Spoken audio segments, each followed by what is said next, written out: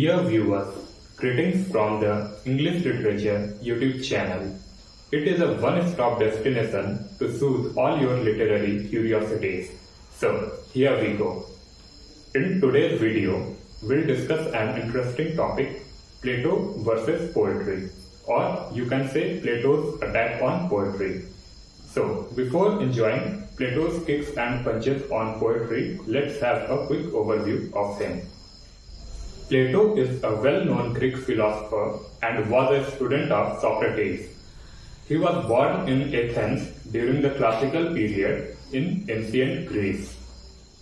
Plato's exact year of birth is unknown and debatable. However, it is believed that he was most likely born around 428 BC. The same mystery applies to his year of death.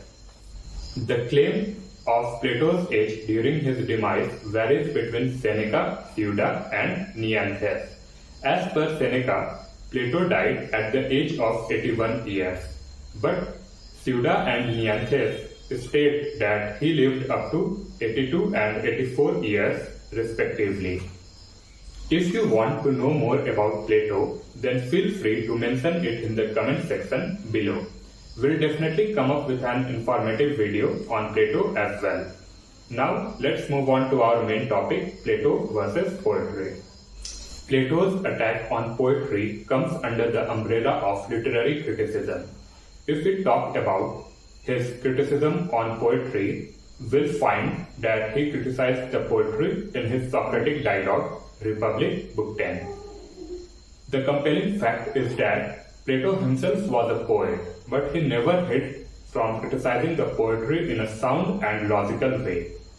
Plato's attack on poetry has a significant impact in the mind of readers, as his attacks were based on three important grounds. Number one is moral grounds, number two is intellectual ground, and number three is emotional ground. According to Plato, poetry feeds and waters the passions instead of drying them up. This line clearly shows that Plato was not a great admirer of poetry, as the basic element of poetry is emotions, not logic. Here, we need to understand that Plato was more a philosophical person, so it was quite obvious for him to prioritize the principles of philosophy over poetry. The mindset of Plato was that human life should be inspired by literary works that are backed by logical evidence rather than emotional influences. Moreover, Plato used to believe that poets do not consider the impact of their poetry on readers and society. They just wrote whatever comes into their mind through their perspective, past experiences, and emotional influences. Plato's attack on poetry further talks about how poetry humanizes gods by describing God's images explicitly and boldly.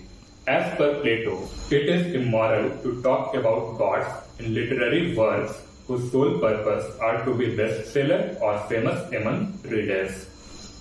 Plato also criticized poetry by stating that it focuses more on what is famous and sell-worthy rather than morality. Plato considered poetry as immoral because, in his view, there is no use for things that cannot benefit the society or human morally. Now, if we talk about Plato's attack on poetry based on intellectual ground into consideration, we'll find that he criticized poetry most through this ground.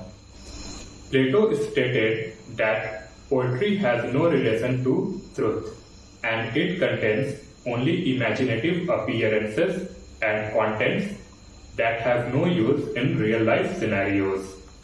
Furthermore, Plato criticized poetry beautifully by considering it a mere copy of already copied things. For instance, as per Plato's view, this world is a copy or appearance of the reality that God sees, but the poet copies the worldly elements in their work That is why Plato believed that poetry never fulfills the intellectual needs of a reader. With all this logic, Plato has impeccably justified his attack on poetry. While attacking poetry, Plato considered poets as a painter, as he sees no difference between them.